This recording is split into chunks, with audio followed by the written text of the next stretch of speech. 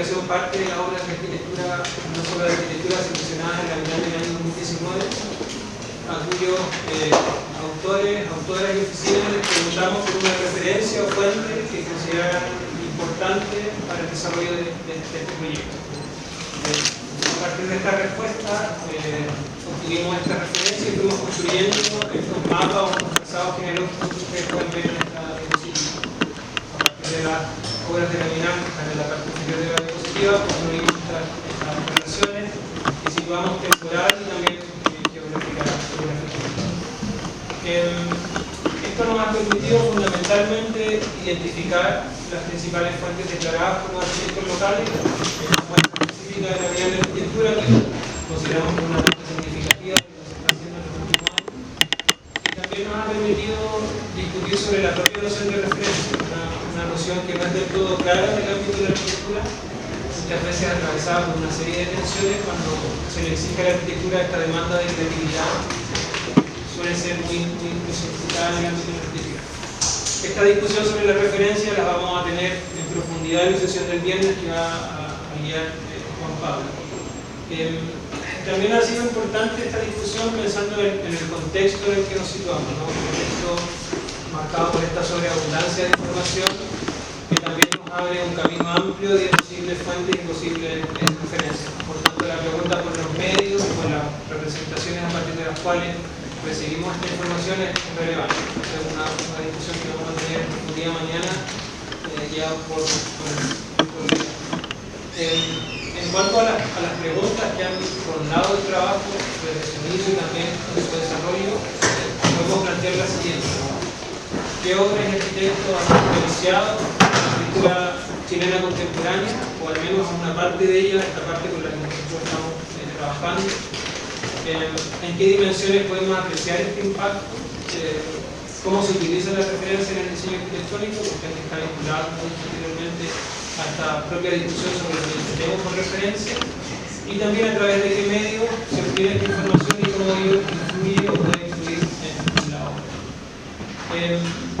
Las obras de la Bienal, por eso mencionaba anteriormente que no son solamente obras de arquitectura, como se puede ver en este gráfico. El origen de la muestra son 88 obras, 34 oficinas, la mayor parte de ellas son obras de arquitectura, edificios, pero también hay obras que podemos inscribir dentro de lo que es la creación artística, incluso también el proyecto. Esto nos da una diversidad también de obras de inicio.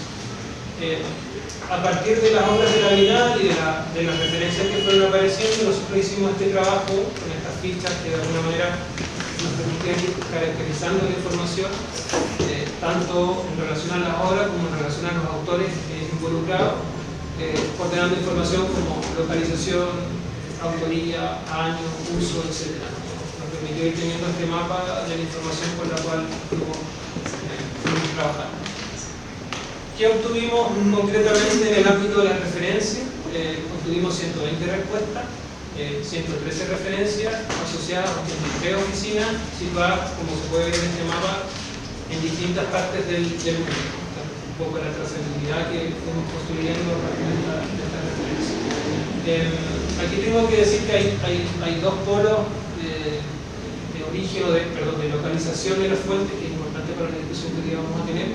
Son fundamentalmente de Sudamérica, con el 17%, y Europa con el 39%. También obtuvimos respuestas de referencias situadas en Norteamérica, Asia y África. Pero estos son los dos polos, con todo lo complejo que es aunar en un solo continente, pero para situarnos geográficamente de dónde vienen las referencias.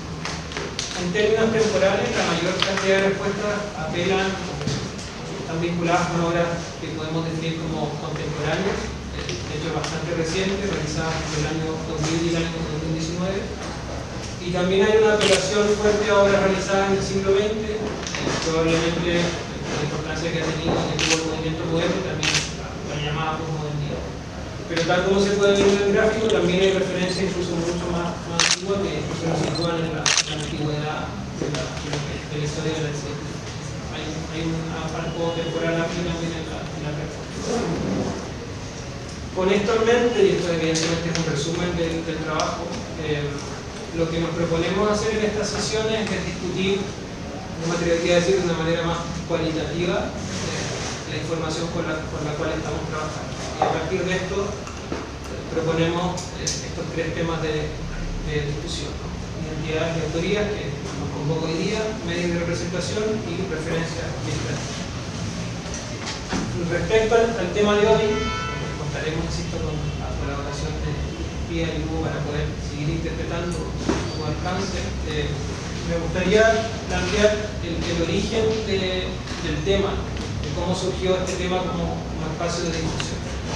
Y quizás sería importante mencionar que a lo mejor no fue un tema que estuvo siempre en la mesa, pero en la medida en que fuimos recibiendo las respuestas sobre las referencias que las oficinas citaban, nos encontramos con esto, con obras claramente conocidas o reconocidas, más allá de su espacio temporal. Son obras que uno puede inscribir dentro de cierto estilo arquitectónico, incluso dentro de cierta cultura arquitectónica, asociada también a autores muy familiares para quienes formamos parte o trabajamos en el campo de la arquitectura, que no es necesario identificar porque han estado presentes a lo largo de la historia y del estudio de la arquitectura.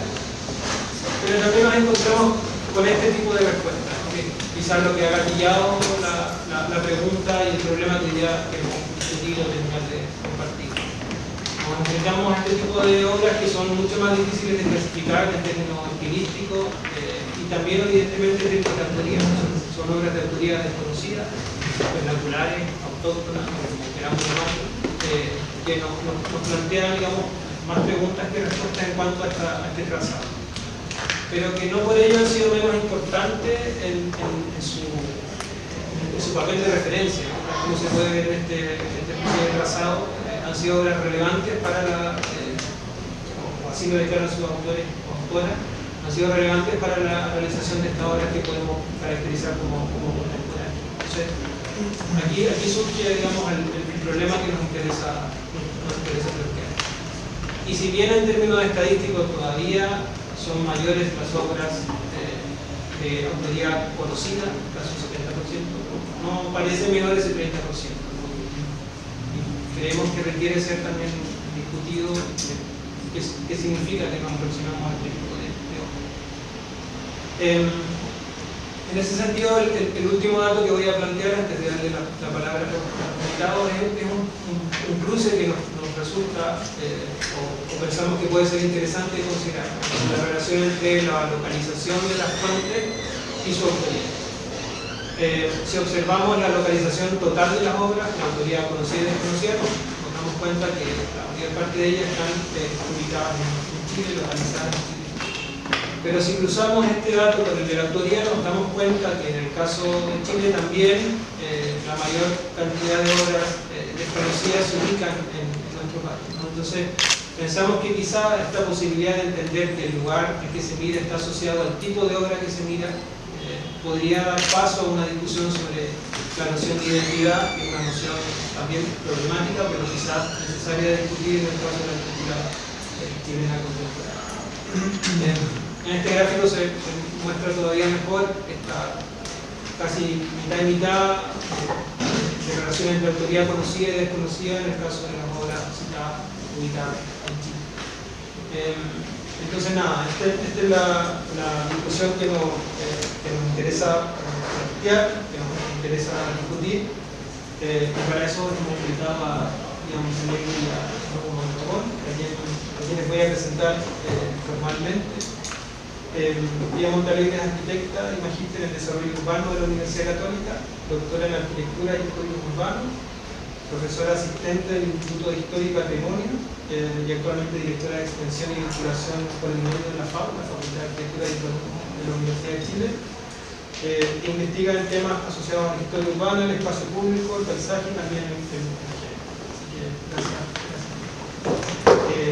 Por su parte, Hugo Mondragón es arquitecto, profesor titular de la Escuela de Arquitectura de la Universidad Católica, doctor en Arquitectura y Estudios Urbanos, fundador y socio de la oficina de IM Arquitectura entre 1992 y el año 1999, año en el que se traslada a Chile, país en el que ha desarrollado una larga trayectoria dedicada a la docencia y la investigación, siendo sus principales áreas de interés la historia, la crítica y el proyecto. Espero haber resumido académico y el currículo de ambos limitado, pero básicamente eso. Eso, como comentaba, la idea es darle las palabras a ustedes para poder entrar en la conversación. Yo puedo decidir. Bueno, creo que podría partir tú. Bueno, muchas gracias. Es bien interesante y contraintuitivo, sobre todo la última parte, esta idea de que las referencias no necesariamente son proyectos con autoría desconocida. Es como quizás lo más sorprendente y que lo sorprendente es que los arquitectos encuestados, que podemos considerar como una muestra representativa,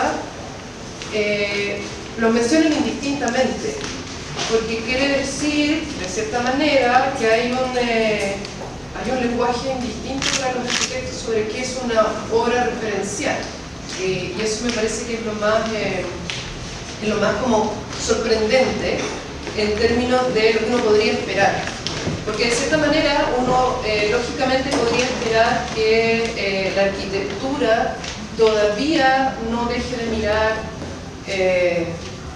a otras latitudes, digamos, especialmente al primer mundo, en donde están los recursos, en donde pueden haber obras ejemplares realizadas, podríamos decir, en un proceso casi sublime del quehacer, en el sentido que están los recursos, están como el ideal, podríamos decir, del quehacer. Más que nos miráramos entre latitudes más bien de quehacer precario, ¿no? Es más sorprendente cuando encontramos referentes dentro de mundos en que compartimos más bien precariedades, ¿no? Creo que eso se tiende a hacer menos. Pero lo que es sorprendente es esta mirada a Sudamérica y que sea Chile justamente principal, si entendí bien todo el gráfico, que sea Chile el principal referente, es decir, que los arquitectos nos estamos mirando entre nosotros o acá cerca, o que ocupa una parte importante, ¿no? Chile, y que sean estas obras que son complejas de descifrar, porque no podríamos decir que son vernáculas, en el sentido, o sea, son propias de un quehacer, podríamos decir, tradicional, quizás, son un modelo, son un tipo, podrían ser. Pero tienen que ver quizás con ciertas formas, y también hay el riesgo de usar una palabra también muy manoseada, como una forma elemental, ¿no? Una forma como básica de ciertas operaciones del habitar. Y ahí creo que quizás lo que es más interesante es que podríamos estar viendo quizás ciertas influencias de ciertos discursos formativos, ¿no? O sea que efectivamente el mirar no sé, el aprender de algo que tradicionalmente podría ser entre comillas una choza o un cobertizo o algo que ni siquiera cumple muy correctamente que sea su función, pero que entra en el imaginario arquitectónico. En el momento en que se hace ese ejercicio, podríamos decirle que es un ejercicio aprendido, o es un ejercicio que se enseñó de alguna manera, ¿no? Porque es contraintuitivo. O sea, creo que lo intuitivo es imitarse, es mirarse y es copiarse, es aprender del otro, ¿no? Es buscar soluciones. Pero esa es como, entre comillas, ya diría como también, porque hay que tomar como con pinzas esta cosa del referente, el modelo, el tipo, lo vernáculo, estas inspiraciones en cosas muy genéricas, digamos, sin autoría, y que tienen que ver con más como formas de habitar, podríamos decir, tradicionales, o soluciones tradicionales que se pueden aceptar en el paisaje o algo así.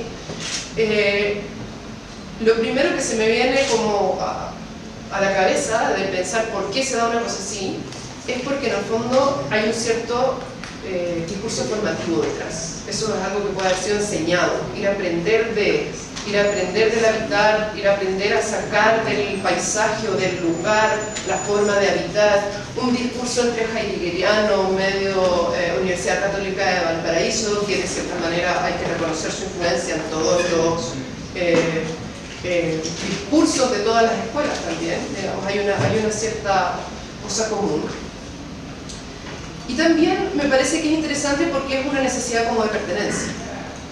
Porque esas obras referenciales, que son obras estelares, podríamos decir, o modélicas, proyectos ideales, podríamos decir, con autores definidos, tienen que ver con construir una afiliación, digamos, con hacer una arquitectura que sea, podríamos decir, de una cierta línea, ¿no? Medio nórdica, medio, no sé, digamos, como construir una afiliación con Europa, construir una afiliación con determinado lenguaje, e inscribirse, formar parte de un cierto club que tiene que ver con también el forma que lo representa, la obra, habitado o no, etcétera, como limpiado, así que se vea lo más parecido quizás posible. Sé que es un proceso absolutamente inconsciente, digamos, tiene que ver con una cosa como de gusto y de cultura, digamos, arquitectónica del momento. Pero cuando uno va a eso, que es como la primera intuición tradicional de ya, ¿cuál es la obra referente? ¿Cuál es la obra que miraste, que incorporaste? Y que son recientes, tiene que ver con un mirarse a los pares y tratar de ser parte también de esos pares, o inscribir en el fondo el quehacer en una constelación, podríamos decir entre comillas, aprobada, ¿no? De obra. Y creo que es interesante observar esta como tensión, y que hay un momento, estamos quizás viviendo un momento, y me llama mucho la atención también de la arquitectura contemporánea chilena, así que podemos hablar también de eso sin caer en un eufemismo, ¿no? Pero sí la arquitectura curatoriada, podríamos decir, contemporánea chilena, empieza a tomar una cierta como relación como con el paisaje, que es medio vernácula, que es medio, empieza a tener ciertos ingredientes comunes, que quizás está justamente en ese debate entre la autonomía, podríamos decir, o la identidad propia, y esa especie como de necesidad de filiación, de necesidad de no hacer algo tan completamente vernáculo y extraño, que nos quedemos fuera de los cánones de quienes queremos parecer. Ahora, todo esto creo que tiene que ver quizás en cualquier quehacer medio creativo, ¿no? Esa cosa como de buscar el arraigo y el buscar también la afiliación. Pero me sorprende que estemos buscando tanto arraigo. Quizás es una vuelta, ¿no? A principios del siglo XX, hablo de la generación de nuestros padres, pero en realidad son nuestros abuelos, para ya la mayoría, digamos, de nuestros abuelos, que estudiaron, digamos, arquitectura y que se inspiraron en las vanguardias y en el movimiento moderno.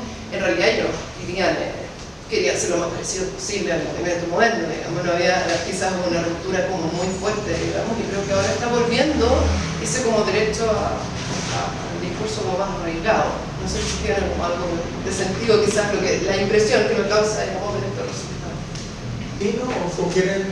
A ver, yo solamente para los que no queden tan atrás, me parece súper interesante, y lo digo porque es una cuestión que salió en la investigación, que yo sé que a lo mejor no va exactamente a eso, pero la relación entre dónde un arquitecto o arquitecta se formó, y qué es lo que mira, o cuál es el lugar en el que se quiere inscribir arquitectónicamente. Hay una información que de hecho ha estado dando vuelta, y yo pensaba mientras tú hablabas que para nuestra atención entre no inscribirse, pero por otro lado abrir esa inscripción es una cuestión permanente en el proceso formativo. Yo pensaba si existe algo así como existen escuelas de arquitectura, existen también escuelas de mirada, como que te van de alguna manera, de forma más o menos consciente, abriendo un cierto campo de observación posible. Pienso sobre todo en los estudiantes, ¿no? Que van también incorporando eso que tiene que seguirse. Y a veces no de forma tan crítica, pero por otro lado, claro, están todos esos grandes referentes y aparece otro que a nosotros nos cuesta también caracterizar.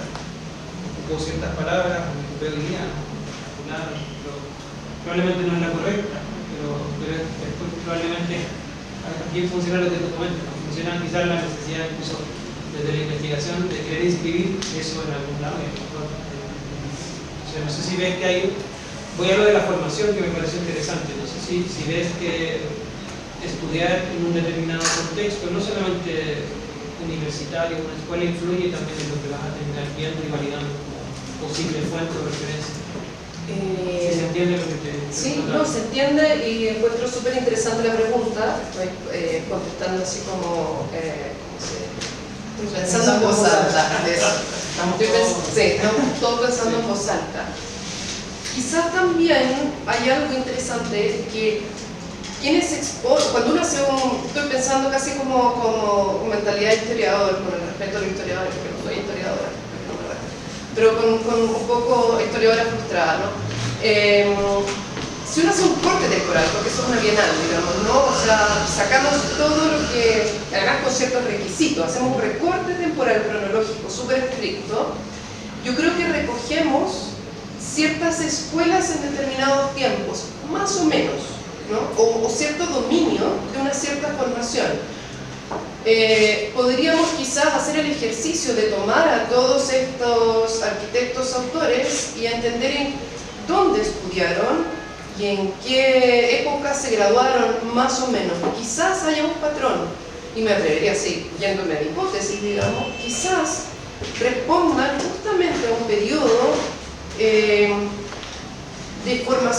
escuelas, diría, de escuelas definidas, en una época también en donde se empezaron a diferenciar discursos o a marcar discursos, en donde la academia también era un momento más estrecho, por lo tanto había menos movimiento entre escuelas.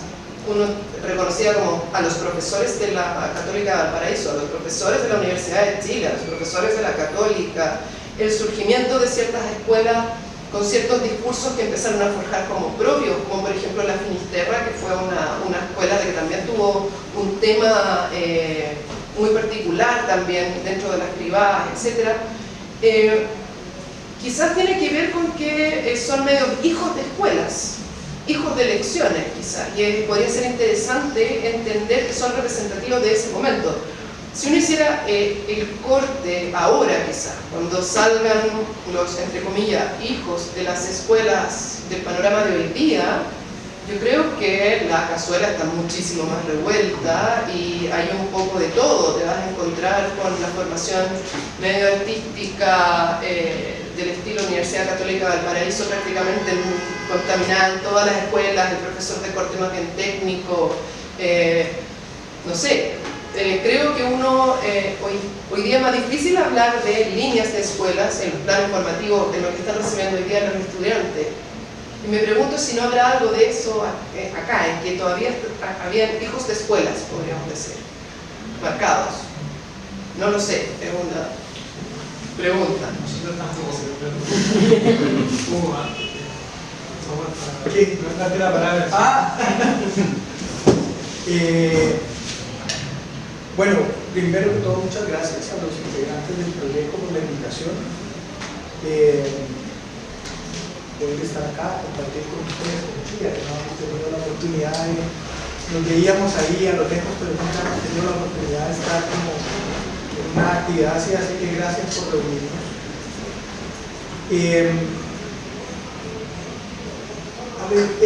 Creo que es importante, o mejor dicho, no creo que sea accesorio ni banal el hecho de que la recolección de datos se ha hecho al interior de una bienal, ¿no? Es decir, esa recolección de datos hecha a través de la bienal que tiene digamos que son esos momentos en los que los arquitectos nos hablamos a nosotros mismos, no sé cómo decirlo sin sonar, no me parece que sea peyorativa, pero es un poco esa arquitectura para los arquitectos, que tiene instancias, son las revistas para los arquitectos, las exposiciones para los arquitectos, estamos nosotros viéndonos a nosotros mismos y hablándonos a nosotros mismos. Creo que las bienales tienen mucho de eso. Y creo que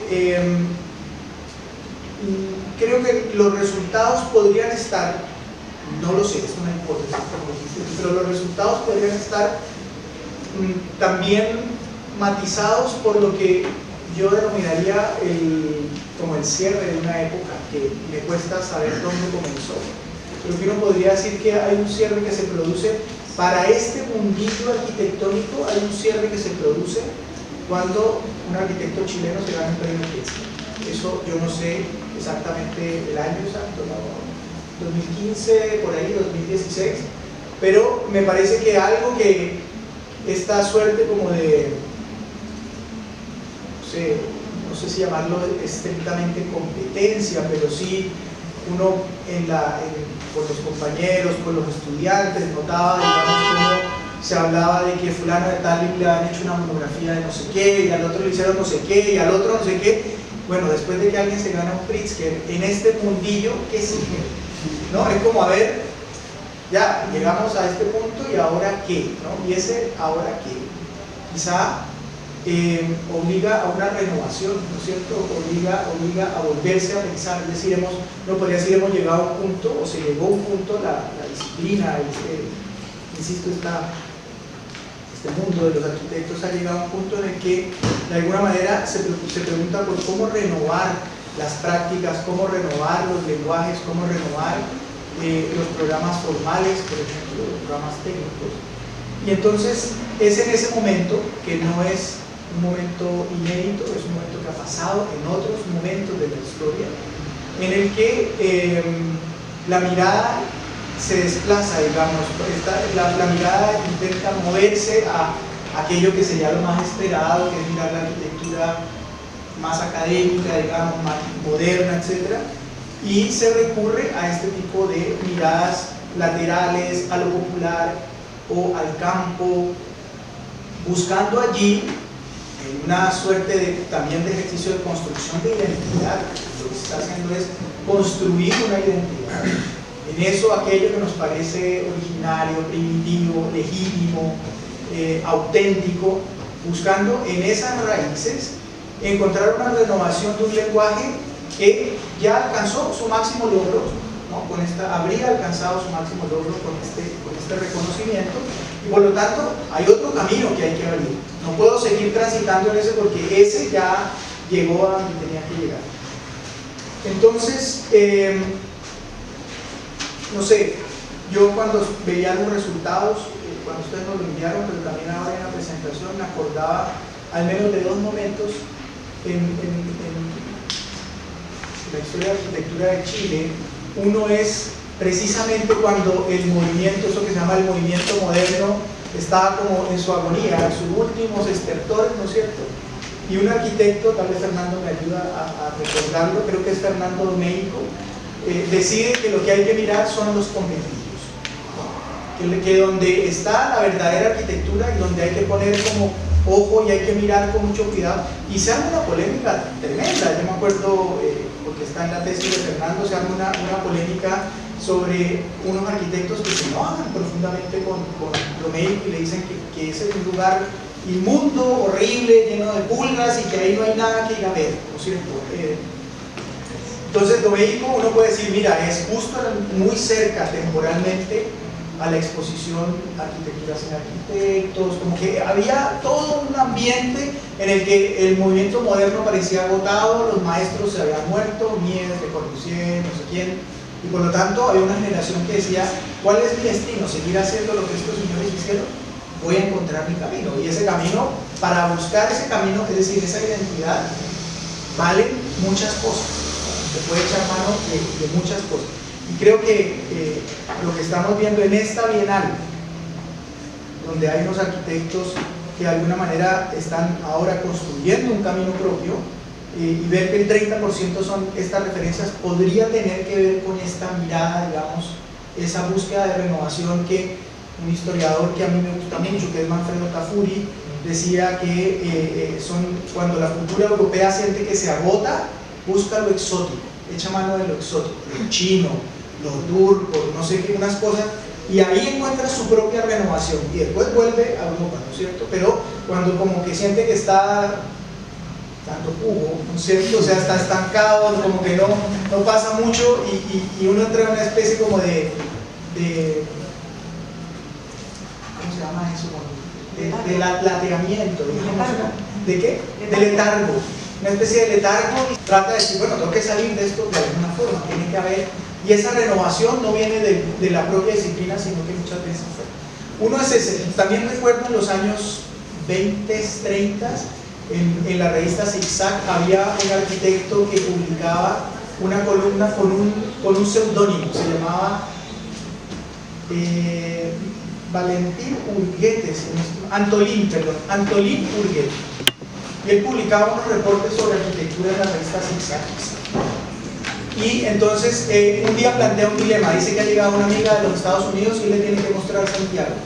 Y no sabe qué irle a mostrar, si los nuevos rascacielos que han aparecido en la ciudad, que eran el edificio del ministerio, el Hotel Carrera, el ministerio, o que ella se va a reír, o sea que si la lleva, aquella que viene de donde están los verdaderos rascacielos, si la lleva a ver estos rascacielos, le van a aparecer unos enanos comparados con los de Nueva York, Chicago. Entonces dice, finalmente tomé la mejor decisión, la llevé a conocer un conventillo. O sea, de nuevo también la idea de que es en el conventillo donde hay algo original, ahí hay que poner la mirada con un poco más de cuidado porque la renovación puede provenir de ahí. Digamos que ese sería un primer comentario. Otro comentario es, yo no sé si los autores del proyecto al hacerle esta pregunta a los arquitectos se inspiraron en ejercicios parecidos, digamos, es decir, de otras bienales donde le habían preguntado a los arquitectos seleccionados ¿en qué te inspiraste para hacer la obra? Porque a mí me cuesta imaginarme, por ejemplo, esta pregunta hecha a un arquitecto europeo. Probablemente se encoge de hombros y no sé si tengo que dar cuenta de dónde me inspiré o qué. No, o sea, como que también nosotros en América Latina tenemos esa tendencia a que, no, esto tiene que venir de alguna parte. No, esto no puede ser una cosa del arquitecto, no puede ser una observación del arquitecto, sino que esto viene, hay como una sospecha, detrás de esto hay algo más que queremos que la persona nos diga, ¿no es cierto? Creo que habría que preguntarse por eso y habría que preguntarse también, y esto vale siempre que uno hace esos trabajos donde trabaja con testimonios, que es, ¿qué hago con el testimonio? Porque me puede decir cualquier cosa, ¿no? La historia del arte está llena de artistas que dieron respuestas para mandar a los críticos a buscar en donde no iban a encontrar absolutamente ninguna pista que explicara la pintura, la escultura o lo que sea. También a veces, sobre todo con los testimonios, hay que pensar, ¿por qué me dijeron esto? ¿No? Por una pose intelectual, no, mira, yo vi tal cosa, entonces está ahí. O sea, hay que tomar con pinzas esos testimonios, ¿no es cierto?, en términos metodológicos, con mucho cuidado esos testimonios.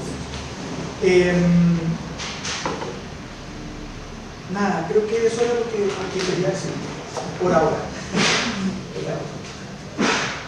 Sí, yo no es mi rol comentar, pero, o sea, quería como circular algunas cosas. Me parece súper interesante la hipótesis, casi tesis, ¿no? de esta mirada, esta posible mirada, estaba como de agotamiento de una manera de entender la cultura,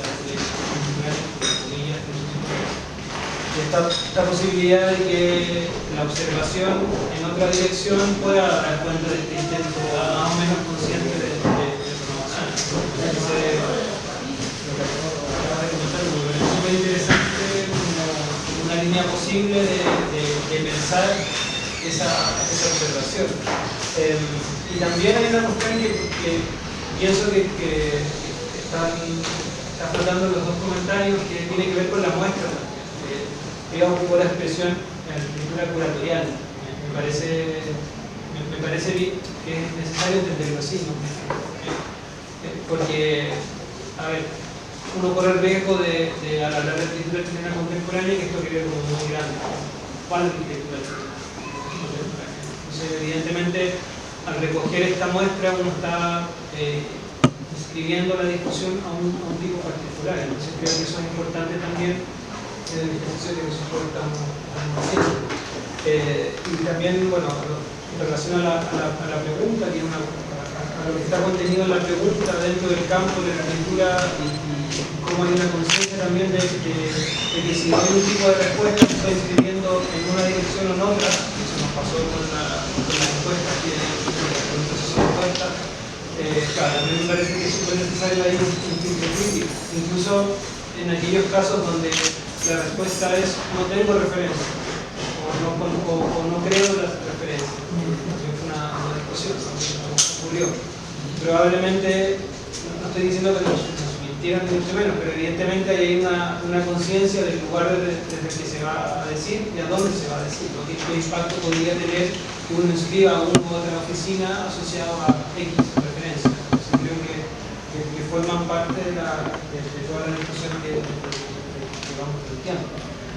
Yo quizás la contrapregunta que haría, y a lo mejor es muy amplia, pero creo que puede dar de sí, es finalmente también si es necesario pensar esto en términos de identidad, ¿no? Si vale la pena incluso. Un poco pensando en esto que comentaba Hugo, ¿no? Que por eso digo que a lo mejor está contenido en la pregunta, ¿no? Asumir que por definición toda obra de arquitectura hecha en Chile o en Latinoamérica va a tener una referencia que la excede y generalmente... Tiene un original. Eso, tiene un original. En el cual la de acá es como una suerte de... Creo que nos permite pensar en la noción de identidad, ¿no? Sí, por eso les pregunto, es una pregunta amplia, pero si podemos pasar a una idea, ¿no? Es necesario, es productivo, ¿no? En términos actuales, incluso y en términos de análisis de la arquitectura chilena, pensar en términos de identidad, ¿les parece que tiene sentido?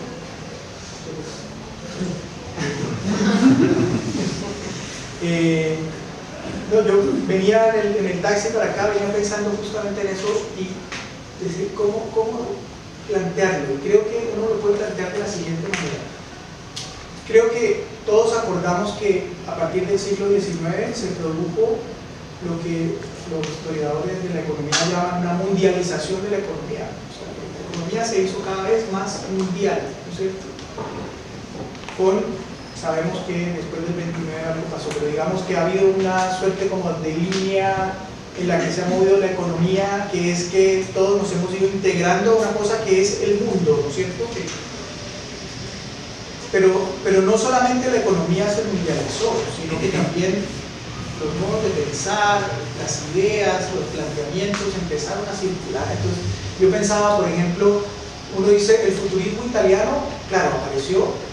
¿En dónde? En Italia, en Milán, en París, no sé, se hizo una primera exposición en 1910, pero el otro día seguía todas las exposiciones futuristas que se siguieron después del futurismo italiano. Entonces hay una en Alemania, otra en Moscú, otra en París, y uno diría, ¿esto qué es? ¿Es porque hay influencias? ¿O es simplemente la libre circulación, las transferencias, digamos, de ideas que van para un lado y para el otro? Porque así como la economía hace que la corriente monetaria se mueva a una velocidad que nadie puede controlar, las ideas también se mueven en esa velocidad. Y Pia decía, creo que si se hace un análisis de lo que va a salir más adelante, parece una cazuela, tendría que ver con esa intensificación, porque nosotros, yo por lo menos cuando yo estudiaba, uno tenía que esperar a que llegara la revista no sé cuánto para poder ver el proyecto que se había hecho ya hacía, o sea que uno recibía toda la información con un delay importante. Hoy en día no, hoy en día la información uno la está viendo ahí, o sea, todos los días uno se levanta y sabe qué proyecto se hizo en no sé qué. Ya sabemos que no es todo, que se filtra, que no sé qué, pero quiero decir, la velocidad a la que circula. Entonces, ¿dónde estoy situado? Es la pregunta. ¿Cuál es el lugar desde dónde hablo? Porque a veces la gente te exige, tú tienes que decir cuál es tu lugar de enunciación, ¿cierto? Pero ¿cuál es mi lugar de enunciación? O sea, como que yo ni siquiera tampoco lo tengo claro, ¿no? Entonces, ¿qué tiene que ver con eso de la identidad, ¿no es cierto? Muchas veces uno se siente más próximo a otro urbanita, aunque viva a 17.000 kilómetros, que a alguien que vive en el campo a 500 kilómetros, no sé. Y se supone que no debiera ser así, porque esa proximidad espacial debiera remitir a una cierta unidad cultural. Pero yo creo que eso está hecho triza. No sé. Es un problema sociológico, es un problema como humano, un problema como que yo lo siento muy arraigado a un tema incluso corporal, psicológico. Es como uno se presenta, ¿no? Uno se presenta como se identifica con una persona, digamos, se presenta siendo coherente con el relato que tiene de uno mismo, podríamos decir, ¿no? Y es distinto el problema de la originalidad, que sí es un problema del arte, podríamos decir, ¿sí? O sea, a mí no me importa ser la persona original, en el sentido de ser la primera que soy de una cierta manera, pero sí me importa ser coherente con mi relato personal, ¿no? Con mi yo, digamos. Y sin embargo, en el arte sí importa que sea un pensamiento nuevo, ¿no? Que sea como no hecho, que no sea una copia, ¿no? Que sea siquiera un avance. El arte tiene que ser un nacimiento, otro, digamos, ¿no? De origen. Y yo creo que la búsqueda de la identidad va por ese lado, y por eso también yo usé la palabra más que identidad, un tema como de arraigo, y que también tiene mucho que ver con el espacio, ¿no? Es como de echar raíces en, como de la coherencia con el determinado espacio donde tú estás pensando y haciendo, ¿no? Entonces, en ese sentido, yo diría, cuando la arquitectura o una disciplina siente la necesidad de arraigarse localmente. Y diría que no solamente tiene que ver con el espacio en el que está, que tiene que ver con un territorio, con una cultura, con un paisaje, con, no sé, ¿no? Con todas las, podríamos decir, tridimensionalidad del asunto, sino que también con un momento histórico. Y ahí también uno construye como un arraigo. Y yo diría que, claro, en ese sentido también estaba pensando justamente ya, y esta justo la Bienal antes del estallido social. Yo me muero de ganas de empezar a ver qué va a pasar con nuestra arquitectura después del estallido social, si vamos a seguir mostrando las mismas segundas viviendas llenas de ventanales para una familia biparental sin hijos y sin perros ni calcetines, digamos, que hemos elogiado durante tanto tiempo. Me encantaría ver qué pasa con el momento histórico también, cómo nos vamos a rearraigar, a ser coherentes de qué hacer con el espacio-tiempo que habitamos, ¿no? Y creo que en ese sentido, sí, es súper útil y es súper necesario ese proceso, pero no en términos, por eso te digo, como de filiación, no en términos de ir a buscar cuál es la raigante, de cuáles son mis padres, de cuál es mi árbol genealógico, como usan ustedes en la palabra del trabajo, ¿no? Como ver cuál es mi abolengo arquitectónico para atrás, sino al revés, así como con las raíces, ya no sé, las metafóricas. En el sentido de, claro, cuál es la necesidad de inscribirse en un determinado momento espacio-temporal, y de hacer sentido, y de hacerse un sentido crítico del quehacer. Y en ese sentido sí me parece necesario entender qué estamos mirando, a dónde estamos mirando y cómo nos estamos presentando a nosotros mismos desde el quehacer. Por ahí, no sé. Claro, antes de quizás dar la palabra, si no quiere conversar algo, traería como a la discusión la segunda palabra mágica de la sesión, que es la de autoría. La primera pregunta, más allá de las planteadas, también haría es, en función de esto que hemos conversado, ¿tiene algún sentido seguir pensando en autor o autora? ¿Tiene sentido seguir pensando en esos términos, ¿no? Que a mí me da la sensación, y esto es disponible, que eso sí ha sido una tradición en la arquitectura, en este momento histórico.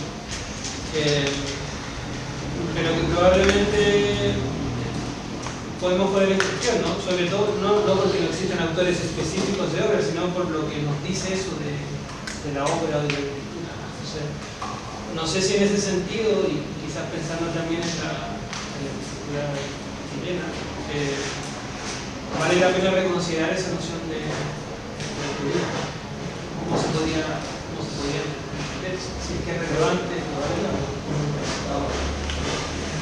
Creo que planteo las preguntas amplias, pero sí, confío en ustedes.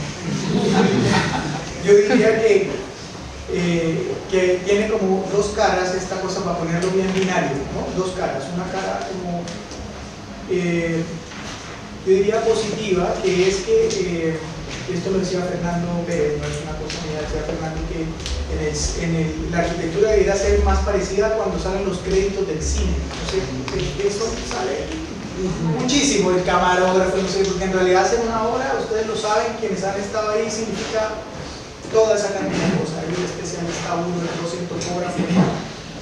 Entonces uno podría decir que, digamos, no se diluye totalmente la autoría, pero es una autoría como una orquesta, digamos, ¿no? Acompasada con muchas otras personas. Eso sería, digamos, una visión positiva.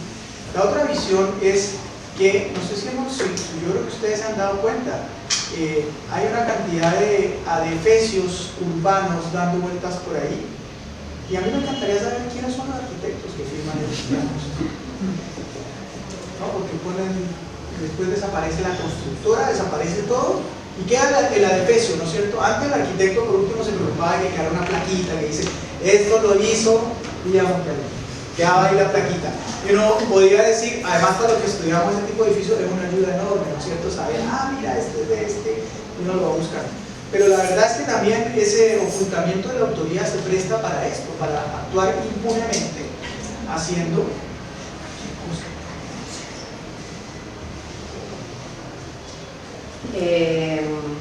yo creo que la autoría está medio obsoleta. Por decir algo así, como por apostar a algo, ¿no? A lo mejor no es por decir, pero a ver, en el sentido de que ya todos sabemos que el oficio, el día a día arquitectónico es imposible de realizar solo. No existe el maestro. El gran maestro es un gran mito y nunca ha podido existir. Tiene debajo, está apoyado sobre los hombros de trabajadores que están efectuando tareas, ¿no?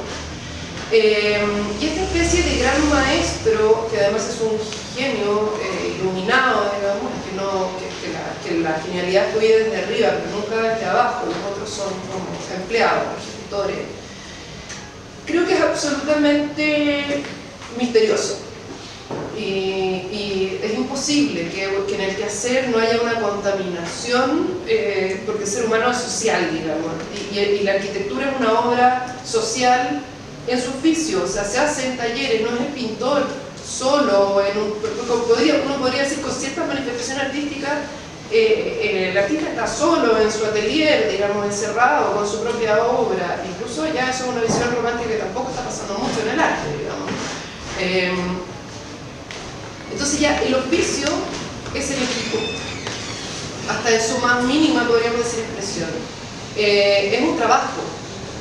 Para mí además la arquitectura es un trabajo, no es una obra, siempre me ha molestado, digamos, también. Como que encuentro que además uno tiene un contrato, no un encargo.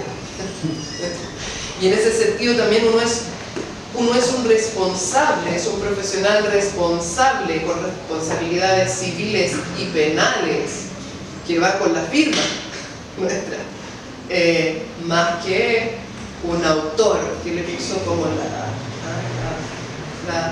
Entonces yo creo que la autoría está absolutamente obsoleta en los términos en que la trabajamos.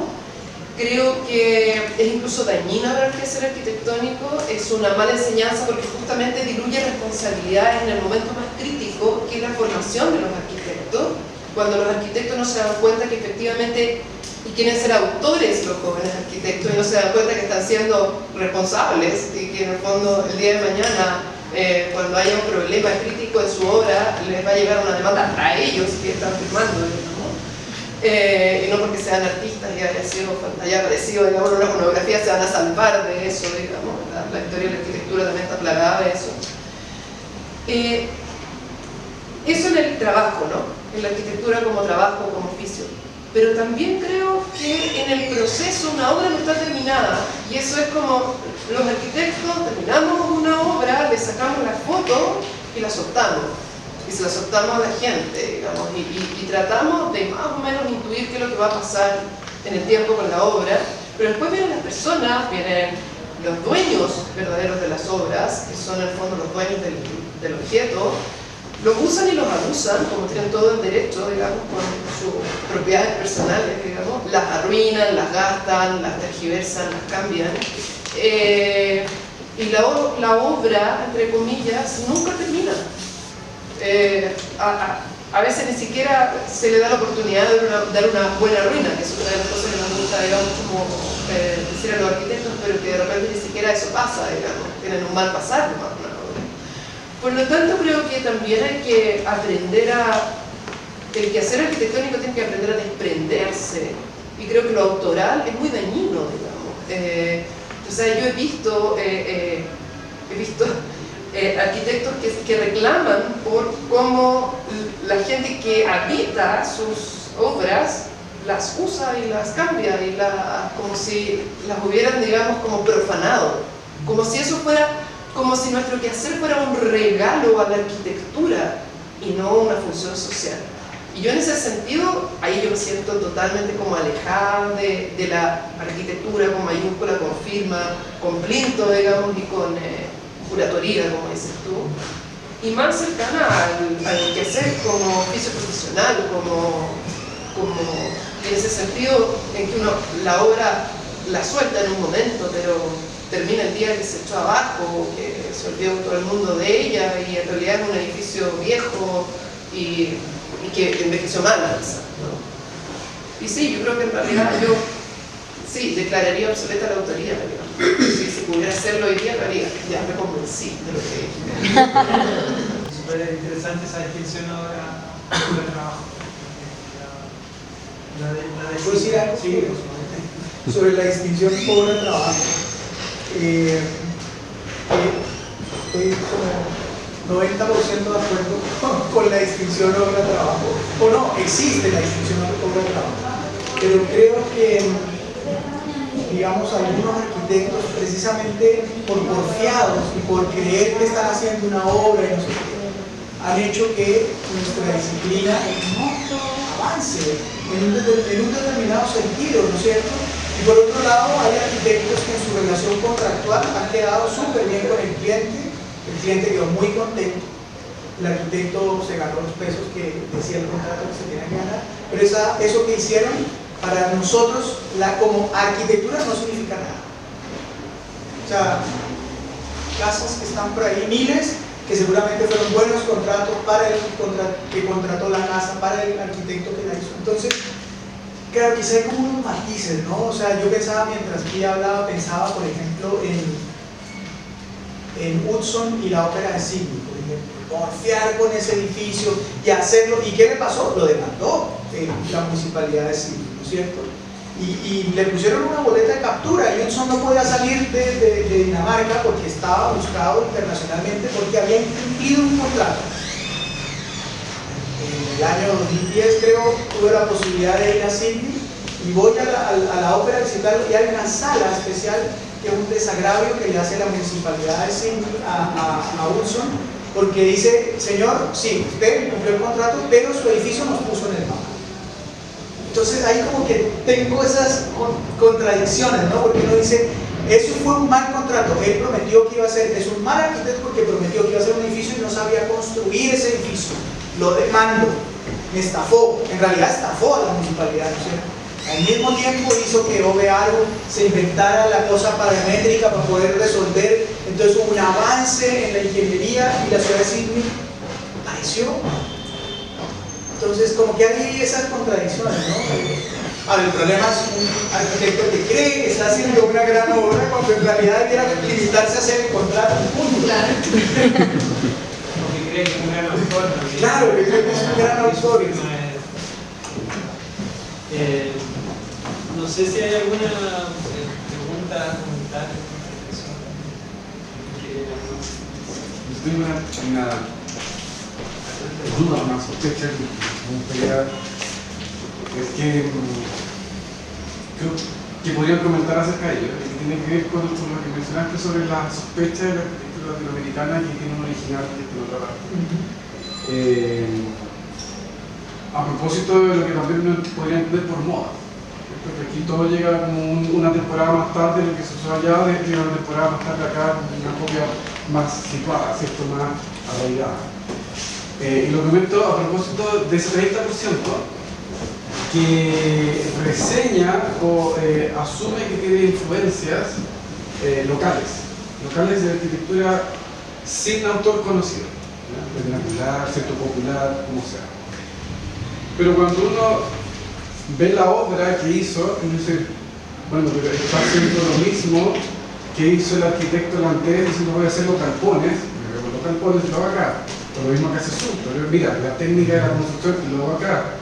O lo mismo que hace la Catónica Basal, el invernadero, el jardín interior, no sé, ¿no? Están haciendo lo mismo que ellos y ocupando el mismo argumento que están usando ellos. Entonces, ¿eso será una referencia única? Porque da pudor, porque también hay pudor de la copia, ¿no? O sea, En la ciencia es todo lo contrario, o sea, no es pudor, Por eso avanza. es honorario. Todo esto, lo reconozco, lo aclaro y sobre eso construyo. En la arquitectura eso es casi como un pecado. Entonces, esa arquitectura anónima, uno podría sospechar que en realidad está ocupando la referencia local de la referencia del pueblo holandés, el francés, y qué sé yo, y es más bien un encubrimiento para decir estoy siendo local, pero en realidad no lo soy. Porque los japoneses pusieron Numa en el mismo minuto, los japoneses en el mismo minuto, ¿es mera coincidencia o uno podría mantener esa sospecha? Y yo, con eso mismo como que me gustaría ir más allá. Cuando hablaban de ese tema decía como, pero realmente esas obras que citaron a esta referentes sin autor conocido, ¿cierto?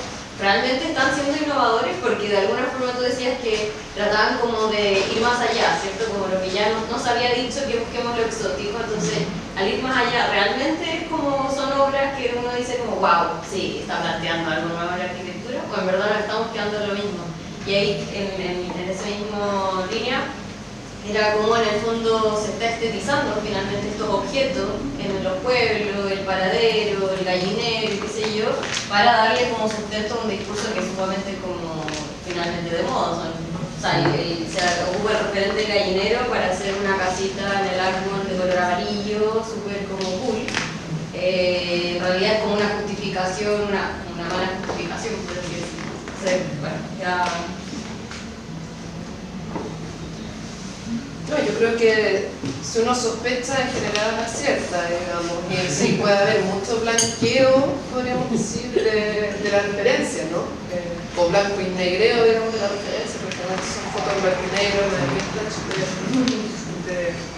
de lo que es vernáculo. Y es interesante porque ahí también había que pensar en el pecado de la referencia en la arquitectura, ¿no?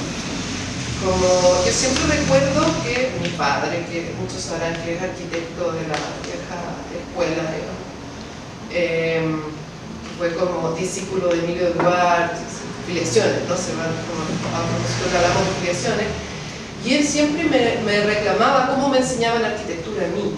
Entonces me decía como, ¿qué es el colmo esto de qué son referentes? Es decir, ¿qué significa eso de ir a buscar un referente? Como que ¿por qué el profesor no es capaz de enseñar a proyectar al estudiante? ¿Y por qué lo tiene que mandar a mirar otra cosa y que haga un pastiche con otras cosas? No lo podía como entender esta cosa y lo encontraba que era casi como una especie de ¿cómo se dice? Se me escapa la palabra, pero pecaminoso, digamos, ¿no? Sí, era una cosa así como promiscua, era una promiscuidad un poco, ¿no? O sea, en el proceso del que es el arquitecto. Pero por otro lado me acuerdo que también mi padre siempre me reclamaba y me decía, tu hermano que no revistea nunca, ¿no? Que le falta cultura arquitectónica, digamos, no pesca nunca las revistas, hay que estar suscrito a las revistas, hay que ver lo que se está haciendo con el Pinterest, ¿no? No hacía Pinterest, ¿no? Claro, entonces retaba a mi hermano porque en el fondo se fascinaba con ver qué es lo que se estaba haciendo, entonces decía, esto es un camino a que va a quedar obsoleto el que hacer, si tú no estás mirando lo que estás haciendo. Pero es esa dualidad, ¿no? El pecado de la referencia, el pecado de partir con algo ya hecho, ¿no? Y que en el arte muchas veces se usa la cita, el recurso de la cita es una cosa muy, muy usada. Y pareciera ser que en una cierta escuela que probablemente tiene que ver con el funcionalismo, el movimiento moderno, en el fondo, que cambia las premisas en el fondo como de una absoluta, digamos, como lógica prístina del proyecto, por lo tanto no contaminada, se volvió pecado, digamos, ¿no? La referencia. Sí, yo creo que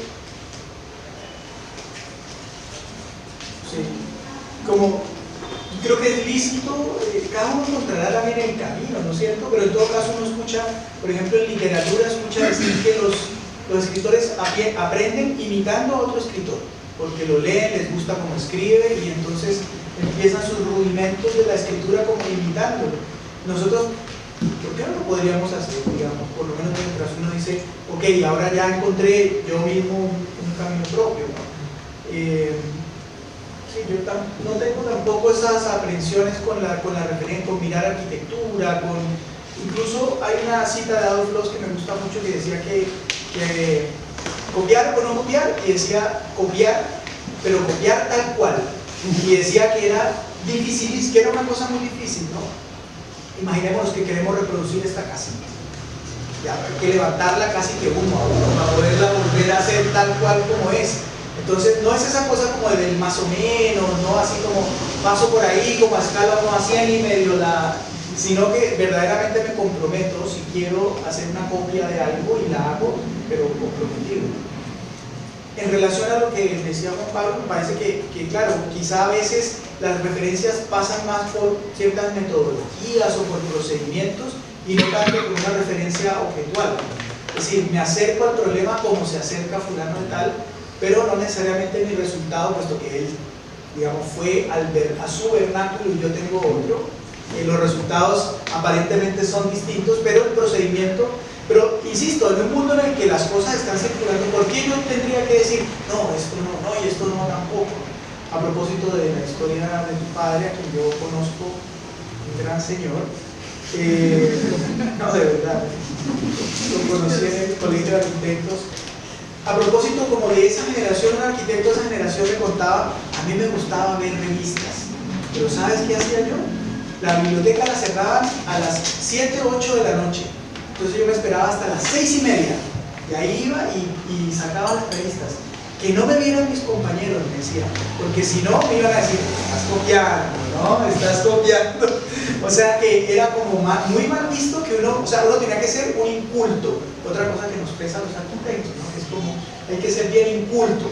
Y en algunas escuelas se le promueve esto a los arquitectos, al chico en formación, porque empieza a explicar su proyecto y empieza a hacerlo mal, y le dicen, no, cállate que tu proyecto está mejor, chao, 7. ¿Sí o no? Sí. Ocurre así. Su proyecto habla solo. Oiga, su proyecto habla de, sí, no, pero 7, tiene buena mano, este gallo va a ser. Entonces, como que se promueve esta idea de que, como el buen salvaje, ¿no es cierto?, de Rousseau, hay que ser un poco así.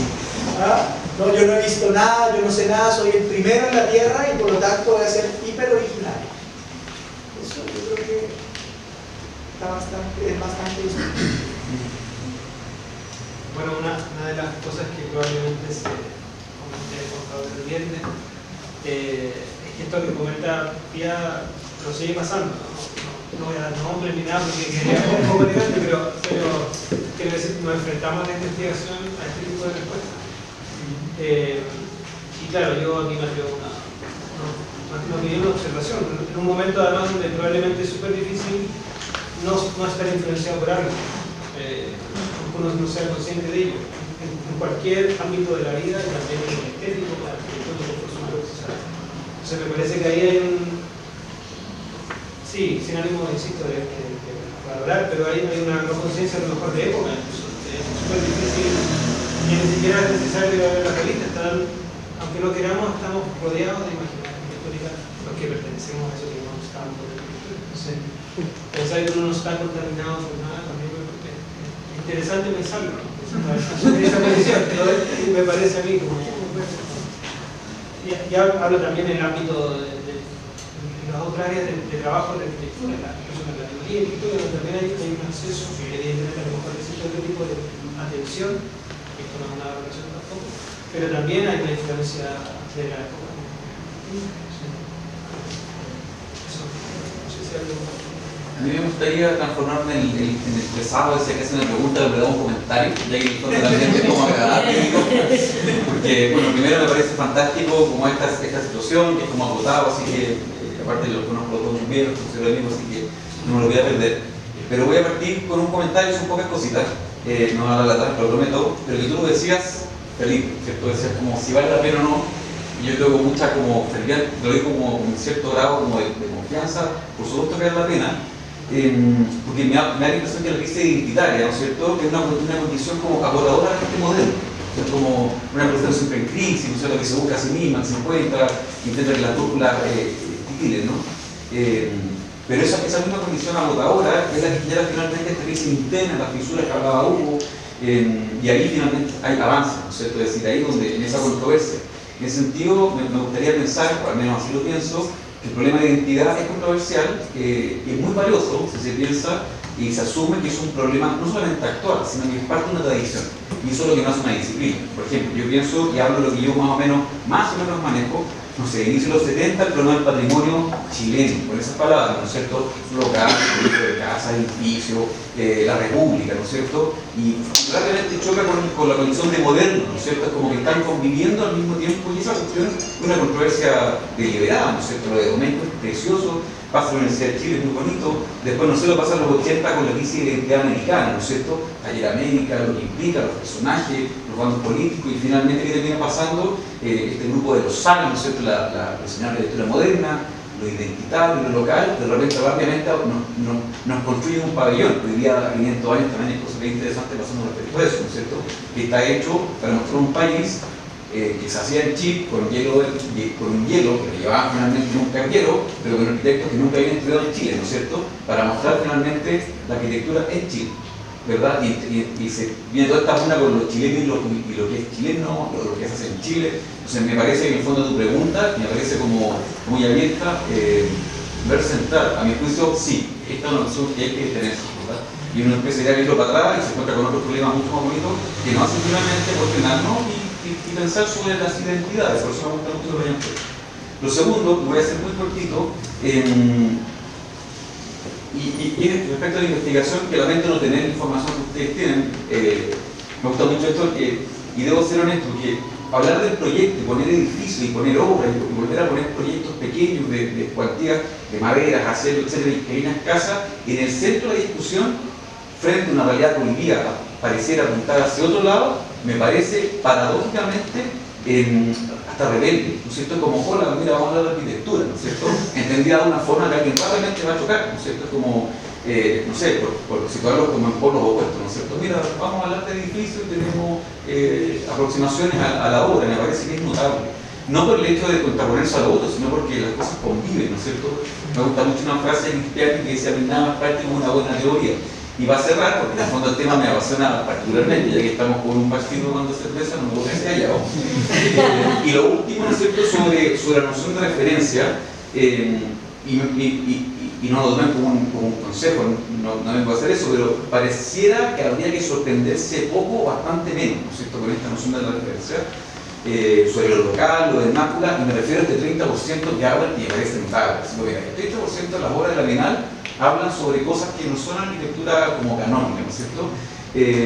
Pero sin embargo esa mirada no pareciera estar fuera, ¿no es cierto?, de una tendencia que es como globalizada, ¿no es cierto?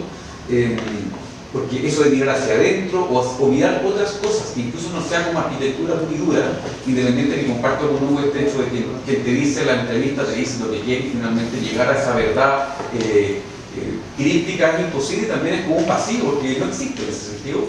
Sumter, alguien lo nombró acá, lo hace muchísimo, pero si uno agarra cualquier revista del club de los últimos 5 años, ¿cierto?, que están en PDF dando vueltas por toda la biblioteca de los estudiantes y también de profesores, es una forma estandarizada, ¿no es cierto? Las primeras 10, los escritos que hacen sobre arquitectos hoy día, de arquitectas contemporáneas, muestran, lo mencionan por ahí, gallineros, balcones, torres de agua, garaje, y de repente uno ve propiamente empieza a llegar a los 70, 60, una cosa como que sucede, ¿no?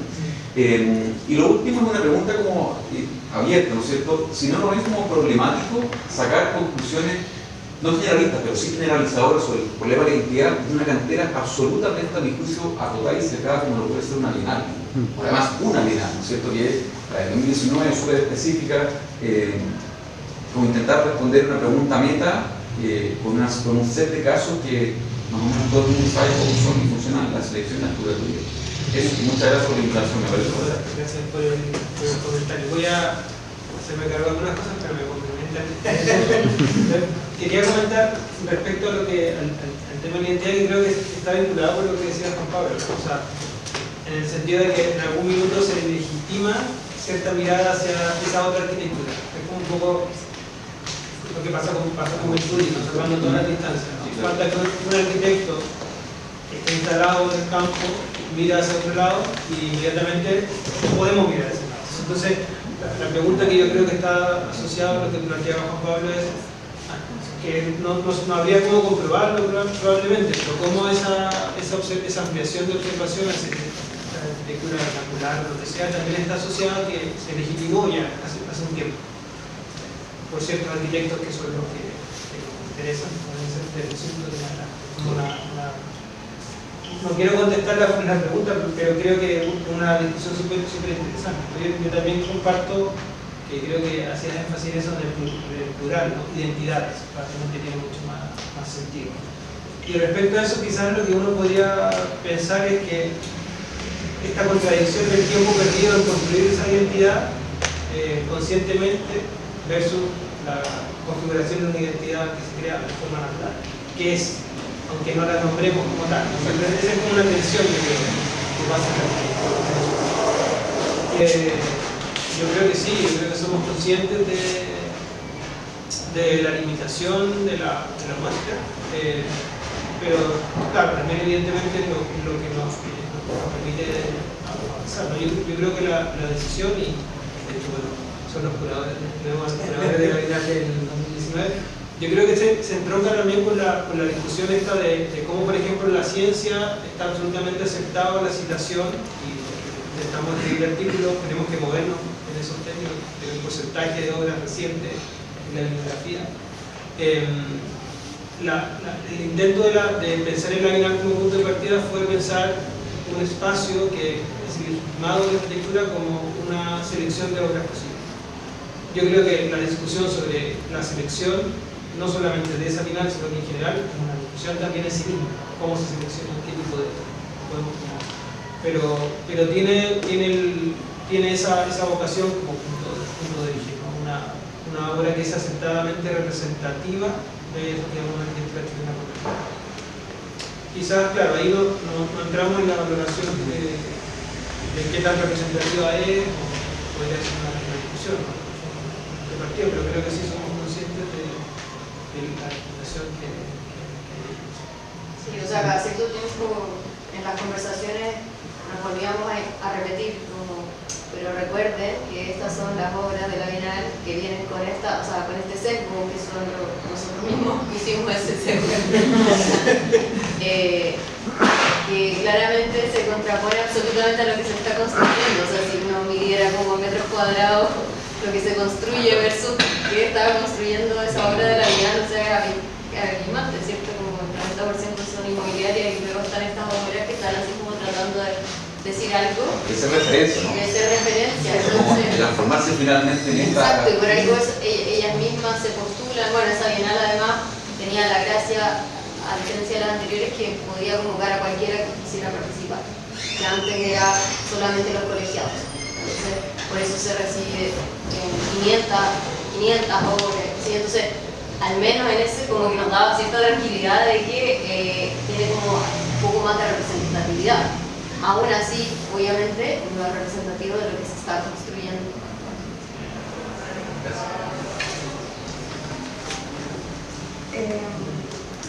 Mi nombre es Andrea Ortega, yo soy la arquitecta responsable de esta obra. Me gustó mucho lo que dijo Pía, porque no me siento para nada autora de La Serrana, y estoy muy feliz de que estén acá, que hayan elegido este espacio. Esta es una obra de arquitectura súper modesta, porque desde mi punto de vista yo tengo formación de urbanista y soy especialista en patrimonio, pero esta especialización la hice después de haber hecho La Serrana. Para mí este es un proyecto más bien urbano, o sea, más que una restauración arquitectónica, porque teníamos muy poco presupuesto, pero solamente teníamos las tremendas ganas de recuperar un espacio que estaba abandonado en la ciudad. Esta casa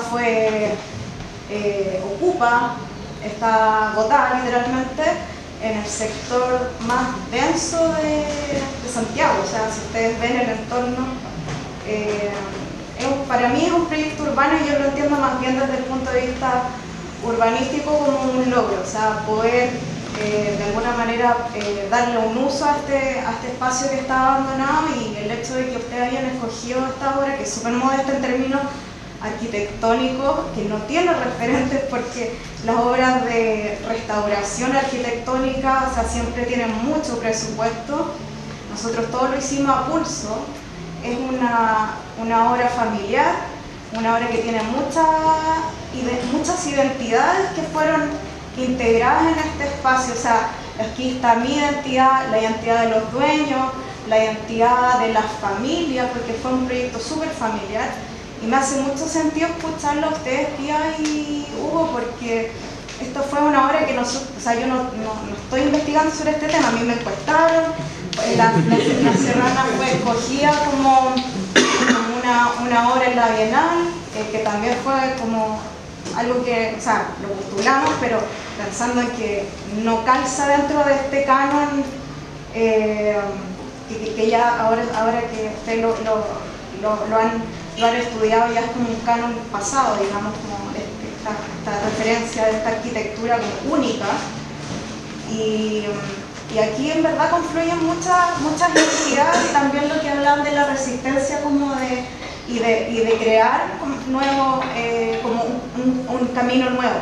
Y los referentes, o sea, cuando me preguntaron sobre el tema de los referentes, nosotros no teníamos, porque yo hablo de nosotros porque yo no soy autora, no teníamos de referente una obra, sino que más bien barrios en donde se puede, o sea, el hecho de se puede mantener el patrimonio en entornos súper densos, porque aquí fue location, o sea, un tema súper urbano, está súper bien ubicado este lugar, el uso que estamos proponiendo, hay demanda, o sea, y en ese sentido yo creo que La Serrana representa mucho de lo que ustedes están describiendo, y me gusta mucho escucharlos porque como yo no he investigado sobre este tema, es bonito ver en retrospectiva que, o sea, yo no sé si de alguna manera lo que nosotros hicimos acá es representativo de algo, no sé, pero me hace mucho sentido escucharlo a ustedes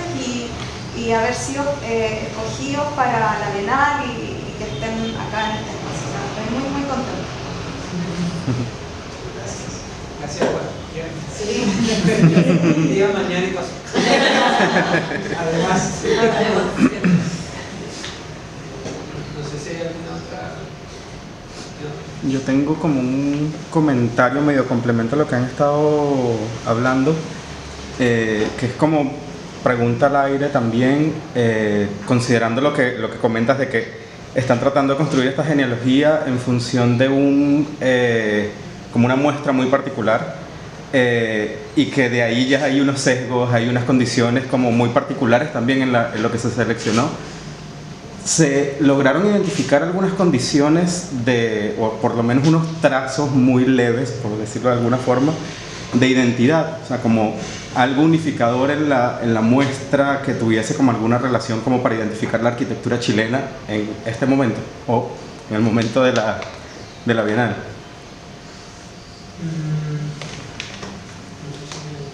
O sea, podríamos decir, o sea, muy a grandes rasgos, porque como decía, aquí igual es una especie como de cazuela, de zona, sí, donde había edificios residenciales gigantes, o sea, no tan gigantes por la idea de la Bienal, pero lo que sí llegó mucho más que en otras bienales era esta obra más pequeña, muchas veces autogestionada, que con impactos como muy puntuales, como trabajos de cirugía en la ciudad, que no porque nosotros lo dijéramos se valoraron, sino que los jurados en conjunto y por parte, o sea, cada uno valoró esas propuestas y fueron las que se mostraron. Entonces había una cazuela, pero había algo nuevo, que era estas pequeñas como intervenciones, o también, bueno, y la otra gracia de esa bienal es que había muchas obras de región. Entonces también nos dimos cuenta que la arquitectura no era solo de Santiago, porque las bienales anteriores eran muy santiaguinas, o eran como arquitectos de Santiago haciendo obras en región. Y en esta bienal era más gente de región haciendo obras para su región. Entonces, de alguna forma, si bien la muestra tenía de todo, tenía estas nuevas obras que para nosotros nos parecieron súper interesantes, pero eran muy mínimas, muy simples. Pero eso lo hacía para nosotros súper interesantes porque de alguna forma era como que todos podemos hacer como nuestro pequeño aporte en la arquitectura o en el urbanismo, en los barrios. Yo quizás no participé del equipo territorial, sino que cociné esta investigación, sí, como no, vi la muestra en detalle cuando empezamos con el trabajo, porque tampoco alcancé a ir a la mirar porque fue justo en el estallido. La perdí. Sí estoy, o sea, sí comparto con Bea, una cosa que he pensado, esta arquitectura quizás más pequeña, no en el sentido necesariamente de tamaño, pero como esta intervención, incluso este mismo edificio, en el mejor sentido de la palabra, esta habitación justa, que yo creo que hay varias obras de eso y quizás tiene que ver con la hipótesis de este momento de fin de una cierta etapa. Y a lo mejor están empezando a aparecer otras arquitecturas más precisas. Pero sí, claro, siempre. Sí, es que me llamó la atención como un poco cuando estaba justamente armando lo de los temarios, ver que toman identidades y bueno, Pia cuando estaba conversando al principio comentó esto de que como que compartimos latitudes, pero lo que nos une termina siendo como las precariedades, o sea, como esa condición. Ver si eso se veía reflejado de alguna forma en la arquitectura como trazo, como un aspecto unificador, también es algo curioso que podría generar como algo, o simplemente se dieron cuenta que realmente no hay como una identidad o algún factor unificador, que eso también es una posibilidad. Pero igual como curioso ese tema de que siempre estamos como en la búsqueda de esa condición identitaria y que se ha discutido, como estaba comentando hace un rato el otro comentario, de que ya en otros momentos se ha tratado de construir y se deja de lado por el tema de la globalización. Entonces ver en qué estamos o si es una discusión como coherente o pertinente en este momento, me causa un poco de curiosidad esa postura de ustedes también. Yo pienso que, bueno, sí. Que la pregunta, yo también comparto, ¿no? Hago esta pregunta con la duda de si tiene sentido, un poco pensando en que es una pregunta imposible de responder totalmente, pero por eso mismo siempre es necesaria, ¿no? Sería un poco el resumen. Porque, claro, uno puede llegar a cierto estado, una interpretación es absolutamente discutible de ciertos estados de identidad, pero creo que vale la pena, ¿no? Mostrar los procesos formativos en que estamos acá. Creo que eso es un poco la necesidad de la pregunta.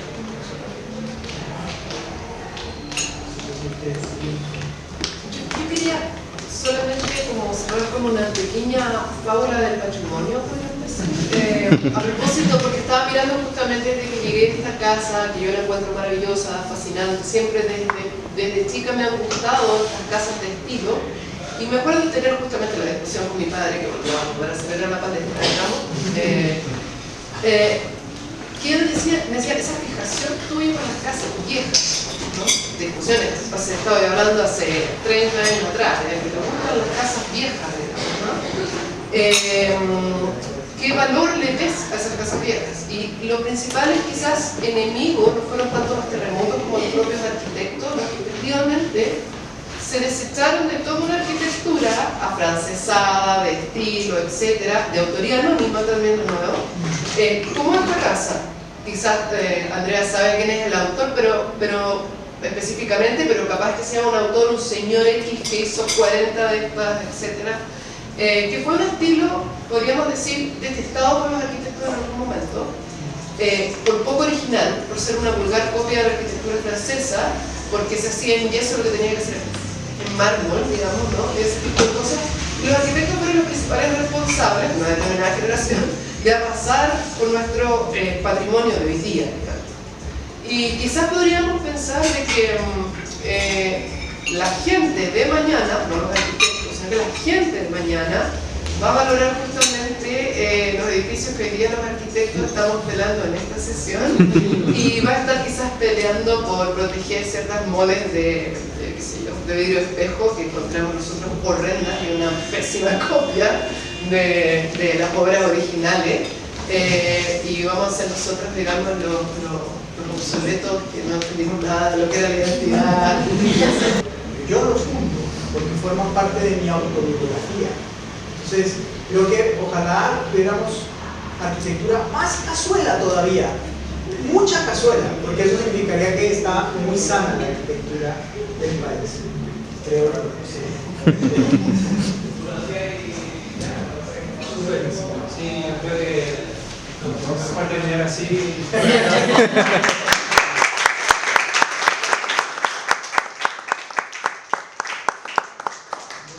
Gracias. Y las sesiones siguen mañana y pasado, y también pueden ahora consumir. Sí. muchas gracias.